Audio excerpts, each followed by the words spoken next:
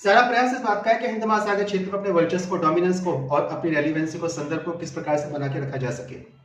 और इसके लिए महत्वपूर्ण यह है कि इस बूढ़े शेर को अपने विरोधियों को समाप्त करना पड़ेगा। यह उस बूढ़े शेर की कहानी है जो अपने जीवन की अंतिम अवस्था में अपनी सत्ता को बचाने के लिए संघर्ष कर रहा है। और ये जो बूढ़ा शेर है, इसको 3 नए शेरों से चुनौती मिल रही है। एक शेर जो पहले से स्थापित है, जिसका नाम है रूस, लेकिन वह अपने आप में एक आर्थिक महाशक्ति नहीं है। हाँ, सैन्य शक्ति बहुत बड़ी मिलिट्री पावर है। दूसरी शक्ति सामने निकल कर आती है चीन। उसकी मिलिट्री शक्ति जो है वो दिखावे की है, लेकिन उसकी आर्थिक शक्ति बहुत बड़ी है। और तीसरा शेर अब सामने निकल कर आता है जिसकी मिलिट्री शक्ति, सैन्य शक्ति असीम है और उसकी राजनीतिक और आर्थिक शक्ति भी अब असीम होने वाली है। और अगर 2027 तक इसको नहीं रोका गया तो यह मेरे अस्तित्व को समाप्त कर देगा। और यह बात कही जाती है अमेरिका के परिप्रेक्ष्य में। ये नया शेर भारत है। इस नए शेर को रोकने के लिए पुराने शेर ने जाल बिछाया है और उस जाल में आखिर तक अर्थात शिकारी ने एक दाना डाला है और इस दाने का नाम है दिल्ली बॉम्ब ब्लास्ट, जिसके माध्यम से इस नए उभरती हुई शक्ति को एक बड़े युद्ध में ले जाने की तैयारी है। और इस युद्ध के माध्यम से इसकी इकोनॉमिक प्रोस्पेरिटी और इसकी मिलिट्री प्रोस्पेरिटी को रोका जा सके ताकि मेरी बादशाहत बनी रह सके। नमस्कार, मैं चंद्रशेखर स्वागत करता हूं एमएल के इस प्लेटफॉर्म पर, जहां पर आज हम विश्लेषण करेंगे कि दिल्ली बॉम्ब ब्लास्ट के पीछे की वास्तव की अंतर्राष्ट्रीय कहानी क्या है। यह केवल एक क्षेत्रीय घटना नहीं है, यह 2 देशों के बीच की डोमिनेंस की भी घटना नहीं है, जहां पर पाकिस्तान आतंकवादी गतिविधि करके भारत में इस्लाम के शासन को स्थापित करना चाहता है। यह वास्तव में एक अंतर्राष्ट्रीय षड्यंत्र है। इस अंतर्राष्ट्रीय षड्यंत्र के लिए जो ऊर्जा निकल कर आती है वह बाह्य शक्तियों से और उन आंतरिक शक्तियों से भी आती है जो राजनीतिक रूप से इस भारत की राजनीतिक व्यवस्था में बैठे हुए हैं। आज एक एक करके सबकी चर्चा करेंगे। और जब चर्चा प्रारंभ करते हैं तो हम चर्चा के लिए चलते हैं वर्ष 1945। द्वितीय विश्व युद्ध की समाप्ति हुई है और द्वितीय विश्व युद्ध की समाप्ति के साथ ही यूनाइटेड नेशन ऑर्गेनाइजेशन की स्थापना होती है, यूएन जिसको बोलते हैं, जिसको भारत के विदेश मंत्री कह चुके हैं कि यह दंत रहित संस्था बन गई, यानी कि अब इसमें कोई बल बचा हुआ नहीं है और वास्तव में इसमें बल कभी था भी नहीं। यूनाइटेड नेशन ऑर्गेनाइजेशन की सत्ता यहाँ पे स्थापित होती है वर्ष 1945 में, जब उसकी निर्माण प्रक्रिया प्रारंभ होती है। और यहीं से वैश्विक राजनीति पे 2 नए ध्रुवों यानी कि 2 न्यू जियोपॉलिटिकल फोर्स की स्थापना होती है। एक निकल के आता है रूस और दूसरा निकल के आता है अमेरिका। अब इस मानचित्र को ध्यान से देखिए। इस मानचित्र में हमको जो बीच के 5 देश दिख रहे हैं, इनका नाम है मध्य एशिया के देश। और इस मध्य एशिया के देश में हमारे पास 5 देश आते हैं सेंट्रल एशिया के रीजन में, कजाकिस्तान, किर्गिस्तान, ताजिकिस्तान, उज्बेकिस्तान और तुर्कमेनिस्तान। ये 5 देश हैं मध्य एशिया के देश। लेकिन जब भारत को स्वतंत्रता मिली थी या दूसरा विश्व युद्ध समाप्त हुआ था, तब ये 5 के 5 देश सोवियत संघ का भाग थे। यानी कि 5 के 5 देश आज के वर्तमान के रशिया के भाग थे। यानी कि रशिया भारत के उत्तर तक अपना विस्तार लिए हुए था, जिसके पूर्व में चीन था और पश्चिम में पश्चिम एशिया था। जब यहां से ब्रिटेन जाने की तैयारी कर रहा है और ब्रिटेन अब एक सबऑर्डिनेट फोर्स बन गया है और अमेरिका एक नया जियोपॉलिटिकल फोर्स निकल के आता है, तब वह ब्रिटेन से कहता है कि भारत का विभाजन करवा कर जाना है और इसके लिए कांग्रेस से प्रस्ताव पारित करवा के तुम लोगों को वहां से निकलना है। और इसलिए जब कांग्रेस भारत विभाजन के प्रस्ताव को नकार देती है, तब गांधी खड़े होते हैं और गांधी खड़े होकर उस विभाजन के प्रस्ताव में इस प्रकार से रचना चक्रव्यूह रचते हैं कि भारत विभाजित हो जाता है। तो जो गांधी ये कह रहा था कि पाकिस्तान में लाश होकर बनेगा, वह गांधी आराम से लड़कियों के कंधे पर हाथ रख के मरा। वर्ष 1945 द्वितीय विश्व की समाप्ति होती है और फिर अमेरिका ब्रिटेन से कहता है कि भारत का विभाजन करवा के तुमको यहां से निकलना है। अब अमेरिका भारत का विभाजन करवाना क्यों चाहता है? तो हमने कहा रशिया सेंट्रल एशिया तक फैला हुआ था और इस पूरे हिंद महासागर के क्षेत्र में अमेरिका को एक ऐसा एलाई, पालतू कुत्ता चाहिए था जो कि रशिया के फुटहिल्स पर यानी कि उसके चरणों के पास बैठा रहे और पूरे रशिया को लेकर अमेरिका का इंटरफेरेंस इस क्षेत्र में बना रहे। इसलिए बनाया गया पाकिस्तान। अगर हम अब रशिया के संदर्भ में एशिया के जियोपॉलिटिकल मैप को देखते हैं तो हम पश्चिम से स्टार्ट करते हैं। पश्चिम में हमको मिलेगा सुएज कैनाल अर्थात सुएज की खाड़ी, और सुएज की खाड़ी से मलक्का जल संधि तक अगर पाकिस्तान इस क्षेत्र में है तो अरब सागर, और जब वो पाकिस्तान बना था तो वो समय का बांग्लादेश भी था, यानी कि अरब सागर और बंगाल की खाड़ी में सीधे सीधे अमेरिका का हस्तक्षेप रहेगा उसके पालतू कुत्ते के द्वारा। इस पालतू कुत्ते का नाम ही पाकिस्तान है और इस कुत्ते को आज तक अमेरिका पालता आ रहा है। आपने देखा होगा भी कुछ महीने पहले एशियन डेवलपमेंट बैंक की सहायता से पाकिस्तान को एड मिली है। किस बात की एड मिली है? पाकिस्तान को एड मिली है वुमेन एम्पावरमेंट के लिए, उसको पैसे दिए गए हैं। पाकिस्तान वुमेन एम्पावर्ड, नारी सशक्तिकरण करेगा। हंसिएगा नहीं, ये भारतीयों के लिए बड़ी संदेहास्पद बात है कि एक ऐसे देश को जिसका मानवाधिकार का रिकॉर्ड विश्व में सबसे न्यूनतम स्तर का है, उसको अमेरिका पाल क्यों रहा है? उसको अमेरिका केवल इसलिए पाल रहा है कि जो 3 देशों का सहयोग संगठन बन रहा है RIC, रशिया, चाइना और इंडिया, इसमें रशिया अपने आप में मिलिट्री पावर है। चाइना अपने आप में एक इकोनॉमिक पावर है, मिलिट्री पावर नहीं है, और भारत अपने आप में एक मिलिट्री और इकोनॉमिक दोनों पावर है। यानी कि आने वाले समय में भारत रशिया का RIC का डोमिनेंट प्लेयर बनकर यहाँ पे सामने निकलता है, और यह सीधा सीधा टक्कर अमेरिका को देगा। अमेरिका को बात बिल्कुल पसंद नहीं है, तो उसने भारत विभाजन के समय जो पाकिस्तान की स्थापना करवाई थी, आज भी उसी इंस्ट्रूमेंट, उसी हथियार के माध्यम से भारत को लगातार रोकने का प्रयास करता है। अगर आप वैश्विक इतिहास को उठा के देखेंगे तो पाकिस्तान को पालने का काम सदैव अमेरिका ने करा है। वो उसको लगातार मिलिट्री वेपनाइज्ड करता रहा है और इकोनॉमिक वेपनाइज्ड करता रहा है, यानी कि मिलिट्री के हथियार देता रहा है, सैन्य उपकरण देता रहा है और लगातार पैसा देता रहा है। IMF से अगर पाकिस्तान को किसी ने बचा रखा है भारत के इतने संघर्ष के बाद भी, तो वह अमेरिका है, क्योंकि उसको भारत नहीं चाहिए। उसको भारत सबऑर्डिनेट के रूप में चाहिए जो दिन रात उसको सलाम ठोकता रहे। उसको भारत एक वैश्विक राजनीतिक ध्रुव के रूप में, यानी कि ग्लोबल जियोपॉलिटिकल पोल के रूप में नहीं चाहिए। अब RIC की संरचना पे ध्यान दे लेते हैं। रूस का सीधे सीधे हिंद महासागर से लेना देना नहीं है, लेकिन रूस भारत का सबसे बड़ा एलाई है और रूस अपने आप में मिलिट्री पावर है। यानी कि जब भारत और रूस की मिलिट्री पावर मिल जाती है तो वो अमेरिका से अच्छी हो जाती है। तीसरा पॉइंट निकल के यहाँ पे आता है जब RIC का संगठन होता है और भारत और चाइना आपस में कोलैबोरेट करते हैं इकोनॉमिकली, और जब से चाइना भारत के लिए अपने राज्य, अपने गेट्स को खोलता है, तब से अमेरिका की चिंता और बढ़ जाती है। तो जब भारत और चीन मिलते हैं तो ये इकोनॉमिकली पॉलिटिकल पावर बन जाते हैं। ये भी चाइना अमेरिका को बीट करने के लिए अपने आप में पर्याप्त है। अब RIC में से अगर इंडिया को हम केवल हटा देंगे तो ये दोनों देश निरर्थक हो जाएंगे, क्योंकि एक मिलिट्री सुपर पावर है, एक इकोनॉमिक सुपर पावर है।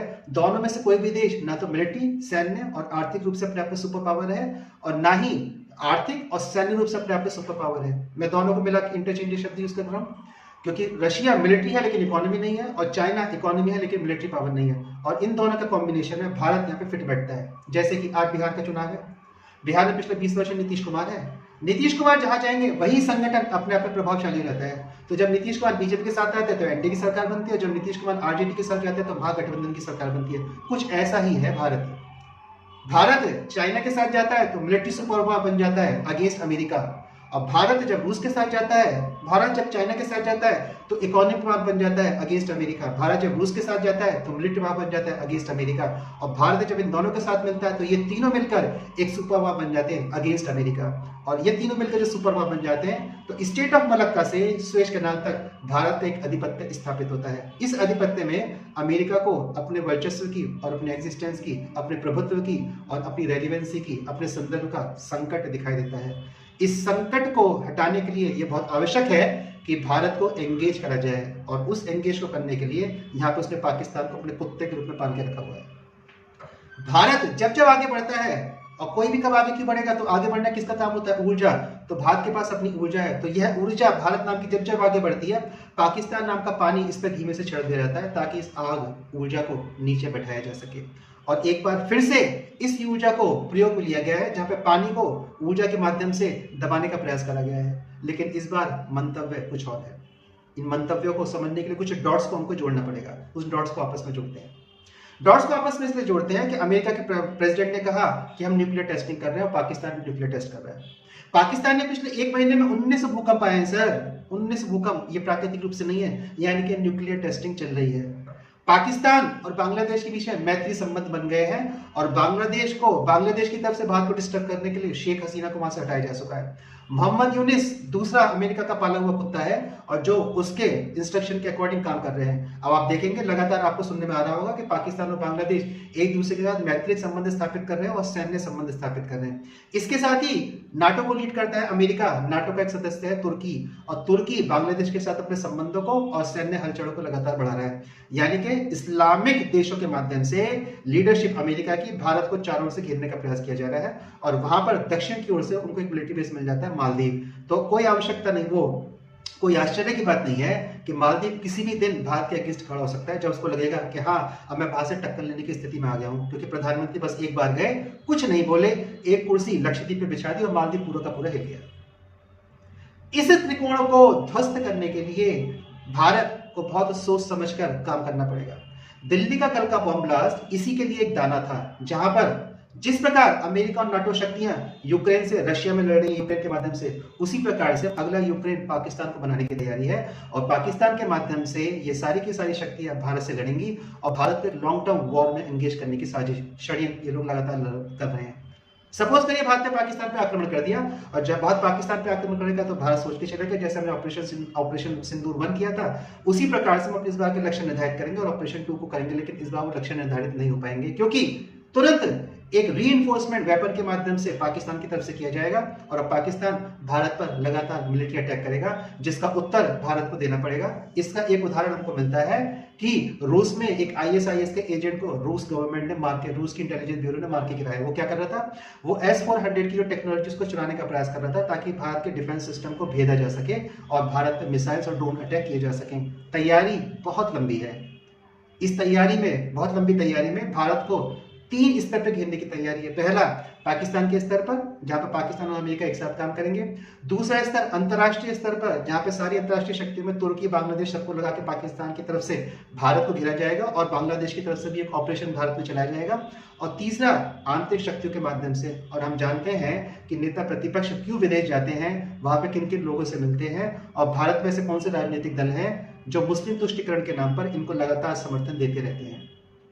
तो आंतरिक ऊर्जा, बाह्य ऊर्जा, अंतरराष्ट्रीय ऊर्जा, इन 3 दुष्टकारी ऊर्जाओं के माध्यम से भारत को लगातार घेरने की तैयारी है, और दिल्ली बॉम्ब ब्लास्ट उसी में एक दाने का काम कर रहा है, जहां पर इस दाने को फेंककर भारत को एंगेज करा जाएगा, और जैसे ही भारत पाकिस्तान पर अटैक करेगा, पाकिस्तान को मिलिट्री इतना सुपर पावर कर दिया जाएगा कि भारत अब वहां से पीछे नहीं हट सकता। पाकिस्तान को लगातार फंड इन पश्चिमी शक्तियों से आता रहेगा, और भारत अपनी इकोनॉमिक पावर और पॉलिटिकल पावर को लगातार इस युद्ध में झोंकता रहेगा, क्योंकि पीछे हटने का मतलब है कि पाकिस्तान की मिसाइलें आके भारत पर गिरेंगी, इसलिए उसको लगातार काउंटर करना पड़ेगा। तो भारत वास्तव में अब पश्चिम से युद्ध करने की स्थिति में आ जाएगा। अब भारत क्या करेगा, क्योंकि भारत ने अपनी राज्य नीति को निर्धारित कर दिया है कि जो आतंकवाद को पोषित करेगा वह भी हमारे लिए आतंकवादी है। अब भारत के प्रधानमंत्री के सामने प्रश्न ये है कि क्या वो पाकिस्तान पर अटैक करें या ना करें। अगर वो पाकिस्तान पर अटैक करते हैं तो पक्का है लॉन्ग टर्म वॉर के लिए एंगेज करा जाएगा, यानी कि भारत को यहाँ पर उलझा दिया जाएगा, और अगर नहीं करते हैं तो उनका राजनीतिक और संप्रभुता का एक नकारात्मक पक्ष बनकर सामने आएगा। मेरी व्यक्तिगत ओपिनियन ये है कि अभी भारत को इस वॉर में नहीं उतरना चाहिए। भले ही हमें कुछ समय के लिए क्रिटिसिज्म झेलना पड़ेगा, भले ही लगेगा कि भारत झुक गया है, क्या कर रहा है, देश के विरोधी राजनीतिक दल लगातार इस सरकार पे हमले करेंगे, क्योंकि उनको भी तो वहां से फंड हो रहा है, क्योंकि अब देश के राजनीतिक दल क्रिश्चियनिटी की प्रशंसा करने लगे हैं, और वो क्रिश्चियनिटी में क्रिसमस के त्योहार को दीपावली से अच्छा बताने लगे हैं। उनको पहचानने का प्रयास हमको करना पड़ेगा। लेकिन भारत को अभी इस वॉर में नहीं उतरना चाहिए, हमको और मिलिट्री स्ट्रेंथन होना पड़ेगा। हमको बस ये इंश्योर करना पड़ेगा कि कोई भी मिसाइल, कोई भी ड्रोन अटैक हमारे क्षेत्र में आकर गिरने न पाए, और जिस दिन हम इस पे इंश्योर्ड हो जाएंगे तब हमें पाकिस्तान पे अटैक करना पड़ेगा, और उसके लिए हमें इजराइल और रूस से अपने संबंधों को स्थापित करके उनसे एश्योरेंस लेना पड़ेगा कि वह किसी भी स्थिति में हमारा साथ देंगे, क्योंकि इस पूरे विश्व में केवल ऐसे 2 देश हैं जिन पर भारत आंख बनकर विश्वास कर सकता है, एक रूस और दूसरा इजराइल। इस प्रकार से दिल्ली का जो बॉम्ब ब्लास्ट था, ये वास्तव में एक अंतरराष्ट्रीय साजिश है, एक अंतरराष्ट्रीय संघर्ष है कि भारत को युद्ध में उतारा जा सके। मेरे विचार मुझे समझाने का प्रयास कर रहे थे लगातार, मेरी ये समझ बनती थी, तो मैंने कहा मैं इस समझ को आपके साथ साझा करता हूं। आपको ये समझ कैसी लगी एक बार कमेंट करके अवश्य बताइएगा। मेरा प्रश्न इस वीडियो को प्रचारित और प्रसारित करने का नहीं है, एक सार्थक संवाद बनाने का इस चैनल के माध्यम से मेरा प्रयास है। मैंने इस चैनल को नए तरीके से प्रारंभ करा है, जिसका मूल उद्देश्य ये है कि शिक्षा का अधिक से अधिक प्रचार और प्रसार हो सके, क्योंकि मैं खुद अपने आप में IAS फैकल्टी हूँ, तो पैसे की मेरे पास इस समय कोई विशेष आवश्यकता इस चैनल के माध्यम से नहीं है। मैं ईश्वर की कृपा से इतना ठीक ठाक कमा लेता हूँ कि अपने जीवन यापन को ठीक से चला सकूँ।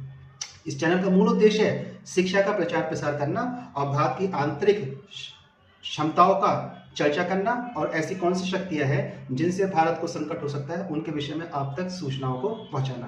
तो एक बार कमेंट अवश्य करिएगा, वीडियोस को लाइक कर लीजिएगा, चैनल को सब्सक्राइब कर लीजिएगा और समर्थन देते रहिएगा। समर्थन आर्थिक नहीं, व्यक्तिगत और शाब्दिक। नमस्कार।